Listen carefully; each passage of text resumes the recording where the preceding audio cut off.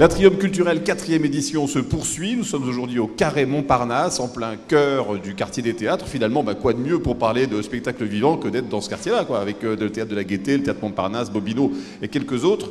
Et puis, c'est le 14e arrondissement, c'est pas loin du théâtre 14, justement, où va se jouer Les Ambitieux, une pièce mise en scène par Thomas Le Douarec, qui est à mes côtés, et avec notamment Nathalie Blanc dans l'un des rôles principaux d'une pièce qui s'appelle Les Ambitieux. Thomas, vous avez un micro juste à côté de vous. C'est une pièce, c'est une création. C'est une création contemporaine. D'un auteur qui est encore vivant. D'un auteur vivant qui s'appelle Jean-Pierre Abou, que j'ai eu la chance déjà de monter il y a quelques années au Théâtre 14, une pièce qui s'appelait Le Manège du pouvoir. Le principe, c'est quoi alors? Qu'est-ce qui va s'y passer? Alors, ce qui est intéressant, c'est de parler de cette pièce ici, à l'Atrium culturel, savoir qu'on s'adresse avant tout à des comités d'entreprise. C'est que c'est une pièce, et c'est rare de nos jours, c'est une pièce sur l'entreprise. Mais c'est une véritable comédie dans l'entreprise. À savoir qu'on peut rire aussi au sein d'une entreprise. Et Nathalie, notamment, joue une employée ambitieuse qui décide en fait d'arriver par les hommes. Nathalie nous en parlera par la suite.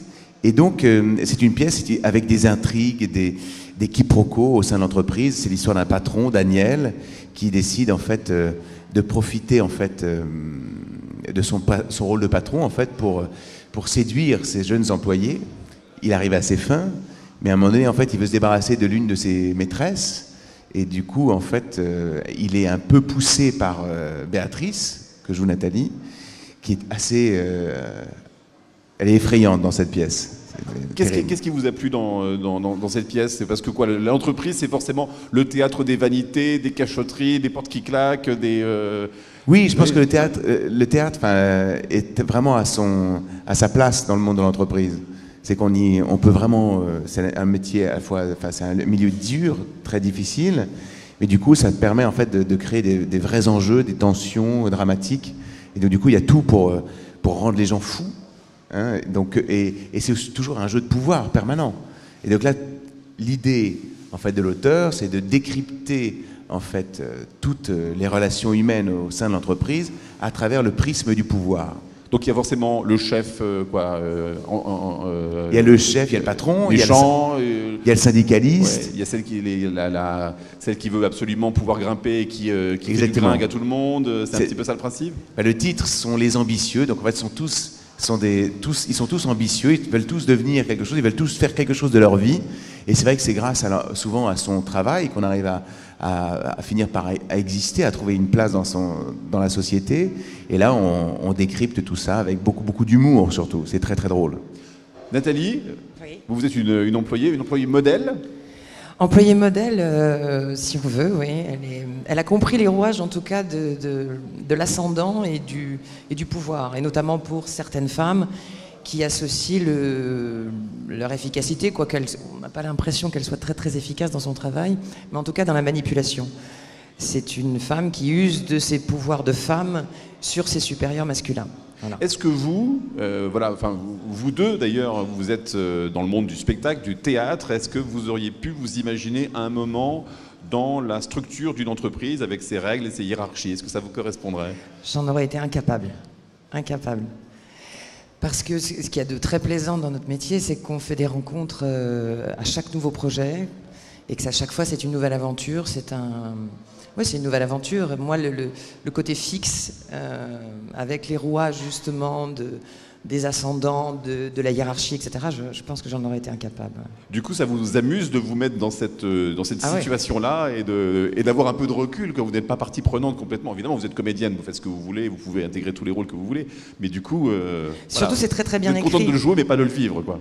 Voilà, exactement. Après, ça ne nous empêche pas, de toute façon, pour n'importe quel personnage, il faut, même si Béatrice, par exemple, est quand même une sacrée teigne, il faut avoir de l'empathie pour ces personnages. Donc, l'empathie pousse évidemment à se mettre complètement à la disposition d'un personnage qui vit quelque chose qu'on ne connaît pas, donc il faut avoir suffisamment d'imagination pour se mettre à sa place, et donc pour imaginer ce que c'est justement de travailler au sein d'une entreprise, avec les contraintes, avec les techniques pour pouvoir réussir à évoluer au sein de l'entreprise.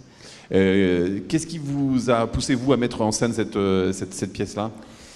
J'aime cet humour l'humour de l'auteur, l'humour de Jean-Pierre Abou, qui a un humour très très noir, cynique, qui a une vision de la société, enfin du monde de l'entreprise extrêmement jouissif, parce que il a passé sa vie, en fait, Jean-Pierre Abou, l'auteur, a passé sa vie dans l'entreprise. En fait, il a été président directeur général de Air Inter juste avant la fusion avec Air France. Il a travaillé après au comité de direction de Air France, et il a passé sa vie là-dedans, et il a décidé de tout arrêter, en fait, écœuré par cet univers, pour écrire du théâtre, notamment, parce qu'il était passionné de théâtre. Et sa première pièce, qui s'appelait Transfert, qui s'est montée d'ailleurs juste à côté au théâtre Montparnasse, avec une magnifique distribution, c'était Andrea Ferrol, Tom Novembre, André Falcon. Et je voulais la monter, cette pièce. Malheureusement, le théâtre Montparnasse a voulu la monter aussi, et je faisais pas le poids, mais je voulais la monter. J'ai été le premier à le découvrir, cet auteur, et j'ai monté la suivante, qui s'appelait Le Manège du Pouvoir, avec Henri Tizot, moi-même, Cécile Paoli. Et donc voilà, c'est une vraie histoire personnelle, parce qu'en fait, ça fait longtemps qu'on travaille ensemble, Jean-Pierre et moi, et cette pièce fait longtemps qu'on désirait la monter, et voilà, on y est enfin parvenu au Théâtre 14. Alors, le reste de la distribution, je précise, donc le rôle de Daniel est interprété par Emmanuel de Chartres, qui est également le directeur du Théâtre 14, oui. Voilà, que vous connaissez. Nathalie Blanc joue Béatrice, Marie Lecam joue l'autre rôle féminin que le rôle de Anne, et ensuite il y a Julien Cafaro, un acteur qui a énormément travaillé en plus dans la comédie, et qui joue le rôle d'Antoine le syndicaliste, et Gauthier Abou qui joue le rôle d'un jeune employé, Philippe. L'entreprise, alors peut-être que je m'en fais une idée un petit peu fausse, mais on imagine, enfin c'est pas vraiment la place de la fantaisie. Les décors sont quand même assez épurés, voilà, ce sont des bureaux, ce sont des chaises, ce sont des ordinateurs, des tableaux. C'est pas le théâtre, genre pour quelqu'un qui a mis en scène le CID, voilà, on n'est plus dans le même univers, quoi. Non, et pourtant si, parce que je pense que toute bonne comédie, comme le disait d'ailleurs Georges Feydeau, qui est quand même un de nos maîtres de ce genre, Feydeau disait en fait que la comédie c'est une tragédie à l'envers. Et c'est important de comprendre cela, parce que s'il n'y a pas de tragédie, en fait, il n'y a pas d'humour.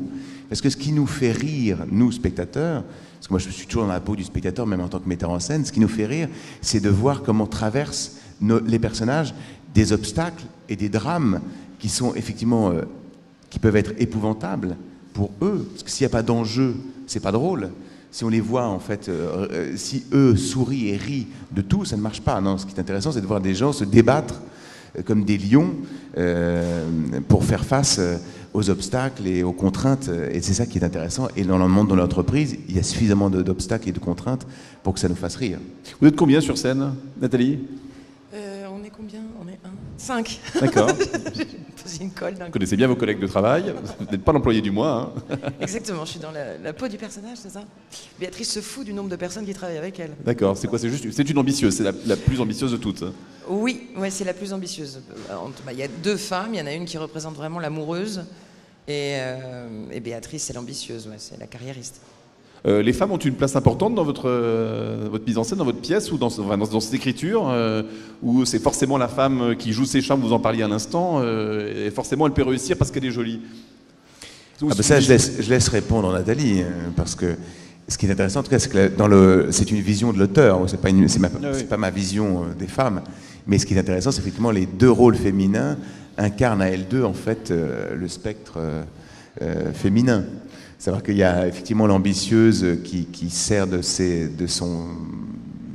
sensualité et de voilà, une dominatrice, et l'autre qui est beaucoup plus fragile, aimante. Donc c'est une vision en fait de la femme assez globale. Globale, voilà. Ça commence quand ? Ça commence le 8 septembre. D'accord, donc à la rentrée. D'accord. Voilà, okay. À la rentrée. Et jusqu'au 20... Il faut aller vite. Parce qu'en fait, on ne joue que 42 représentations. Oui, c'est-à-dire que là, les programmations sont fixes. Voilà. Quoi. Voilà, oui. C'est toujours défini à l'avance. Et donc, on joue jusqu'au 24 octobre. D'accord. Vous restez un petit peu sur l'atrium pendant quelques minutes ? Ah, bien sûr, on va faire un tour. Comme ça, vous allez pouvoir faire connaissance avec les différents représentants des comités d'entreprise. Exactement. Qui pourront commencer à parler un petit peu avec eux, éventuellement prendre des réservations pour la pièce à partir du 8 septembre. Voilà. Nous sommes là pour ça. Bon, merci beaucoup en tout cas d'avoir accepté notre invitation. Merci à vous. Encore une fois, voilà, promenez-vous, découvrez un petit peu ce qui se passe sur cet événement assez unique, voilà, où comité d'entreprise et acteurs de l'actualité culturelle, des théâtres peuvent faire connaissance et voir les gens en chair et en os. Donc vous n'êtes pas que des visages sur un site internet de réservation. C'est ça qui est bien. Merci infiniment. L'Atrium culturel, ça se poursuit encore pendant toute la journée. Je vous rappelle qu'il y a un jeu de chasse au trésor où vous avez près de 250 invitations de spectacles à gagner. Pour cela, il vous supplie de remplir un bulletin de participation et de le glisser dans l'urne qui est située juste à l'entrée de l'Atrium culturel. On se retrouve tout au long de cette journée avec beaucoup d'invités. On aura un Romanoff, normalement, qui viendra nous parler de son nouveau spectacle. Et Judith Magre, également, qui sera présente avec nous. De nombreuses animations pour vous faire tirer le portrait avec un système extraordinaire où vous avez votre visage tout en lumière et vous pourrez même déguster de la charcuterie corse à partir de, je crois que ça va pas tarder à mon avis, vers 11h, 11h30, quelque chose comme ça. Vous pourrez vous régaler de produits de l'île de Beauté. Voilà, je vous dis à tout de suite.